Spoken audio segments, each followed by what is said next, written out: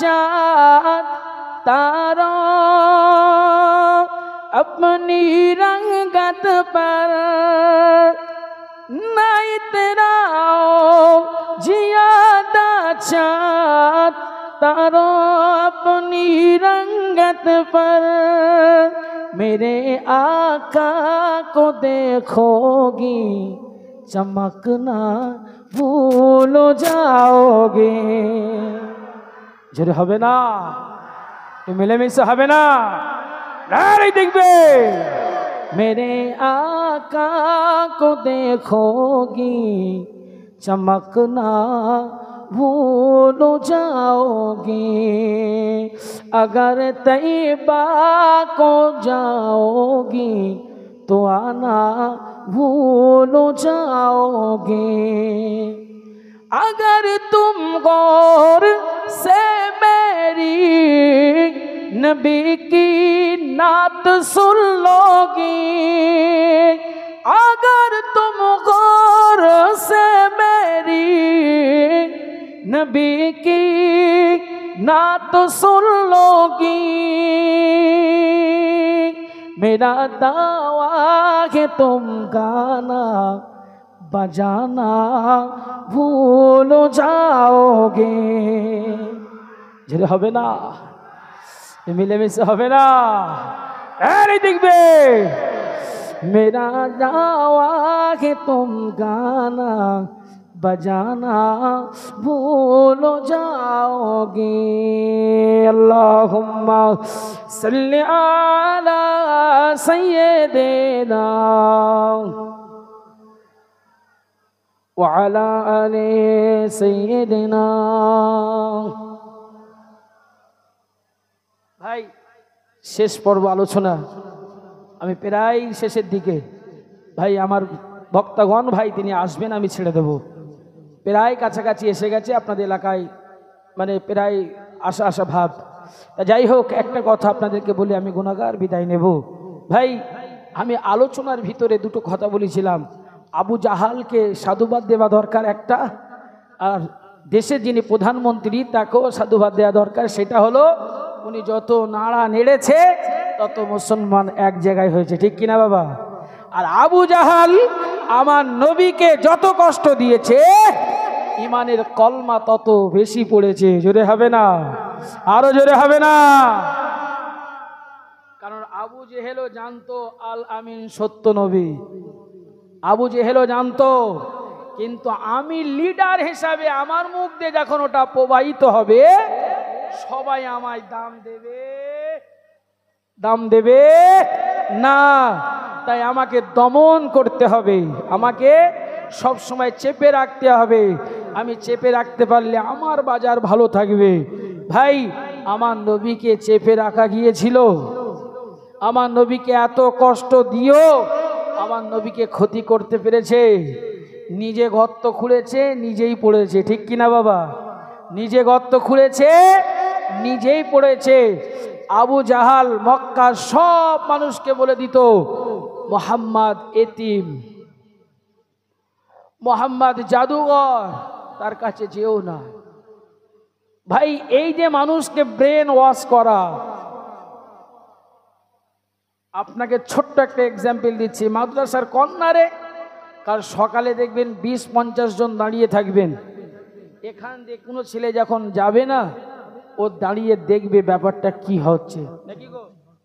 ও যেই দাঁড়াবে সেই যদি আপনারা বলেন এই বাবা এখানে দাঁড়ানো যাবে না, চল এখান থেকে ওই দিক দিয়ে ঘুরে ঘুরে যাও, আপনি বলুন ও যাবে, ওর ব্রেন একটা ঘুরবে তো, আমাকে ওখানে যেতে দিও না কেন? ও সারা দিনে হলেও রাত 12টা হলেও ওই জায়গায় এসে একবার দেখে যাবে কারণটা কি, জায়গাটা দাঁড়িয়ে কি করছিল, কারণ আমাকে যেতে দিল না কেন। ঠিক মক্কাবাসীদেরকে ব্রেন আবু জাহাল ওয়াশ করে রেখেছিল, কিন্তু তার ভিতর থেকে ভাবতো আমায় যেতে কেন নিষেধ করছে।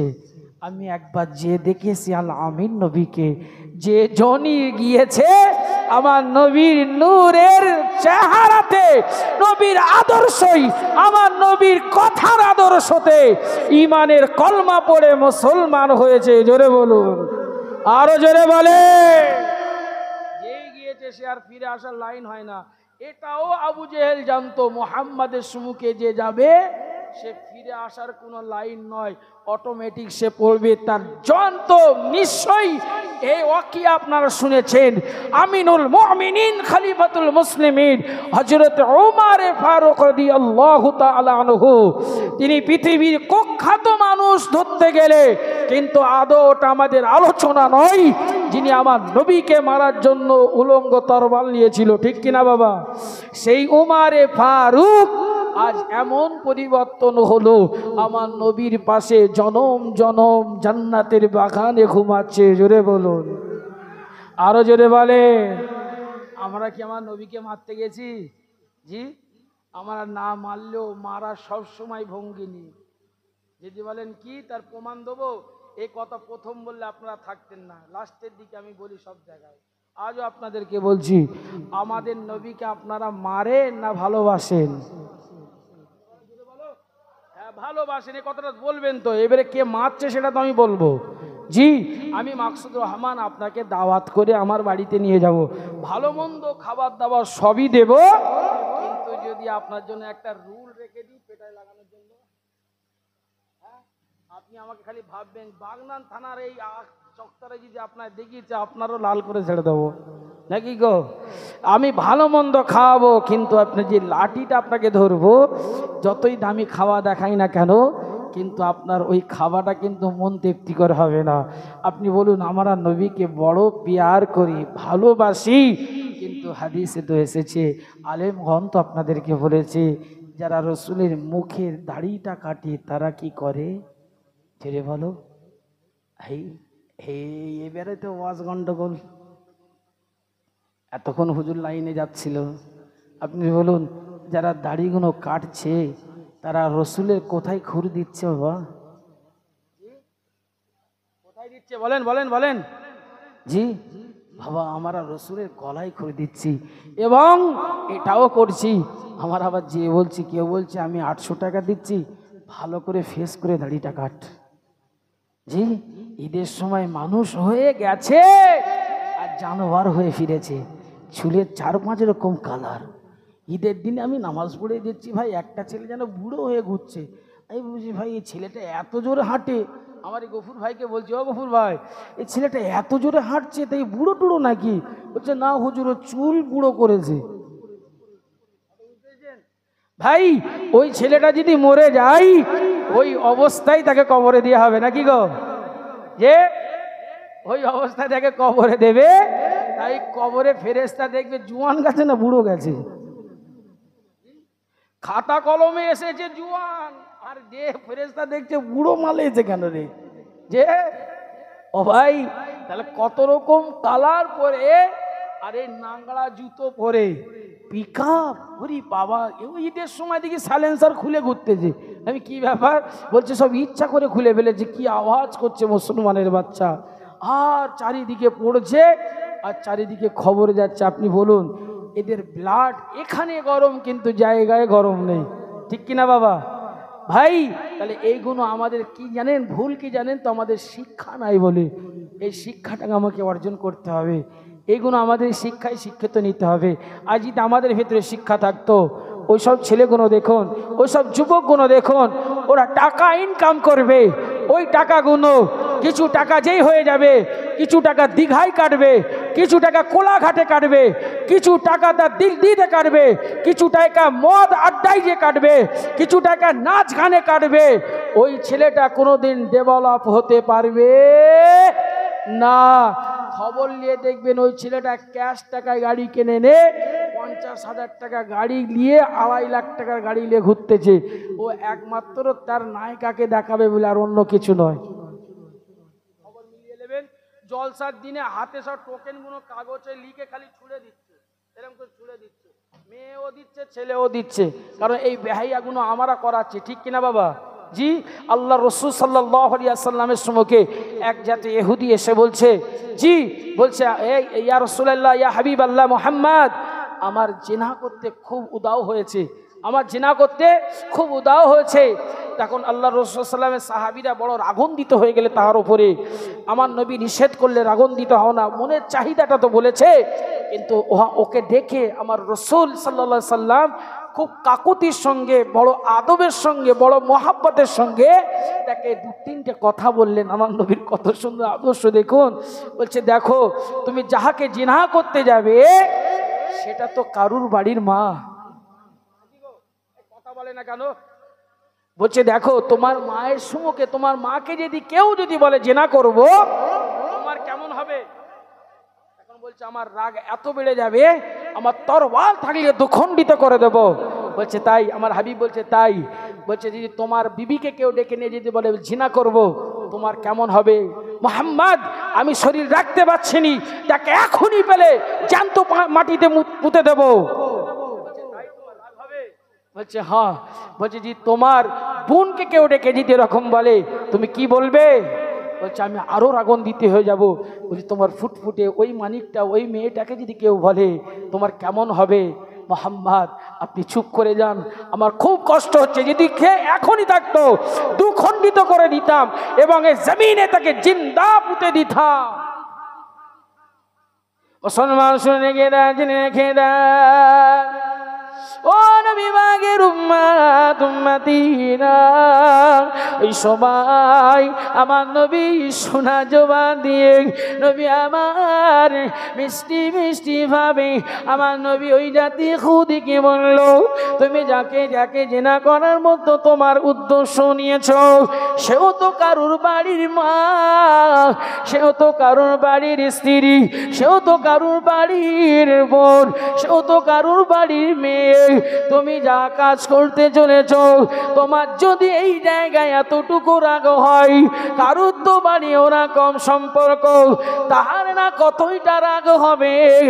সেও যদি তোমাকে পায়, তুমি যেমন ভাবে চেয়েছিলে তাকে পুঁতে দেবে, সেও তো তোমাকে এই আঘাতটা দেবার জন্য তৈরি, তো সেও তো আছে। এই কথা শোনার সাথে সাথে ওই ইহুদির চোখ দিয়ে পানি পড়ে যায়। ইহুদি ওই জায়গায় থাকতে না পেরে আমার নবীকে বলল, আপনি কি সুন্দর আদর্শিত কথা আমায় শোনালেন, দেরি করেন না, আপনার হাতটা বাড়িয়ে দেন আর ইমানের কলমা পড়ে মুসলমান বানিয়ে নেন। আরো জোরে বলুন।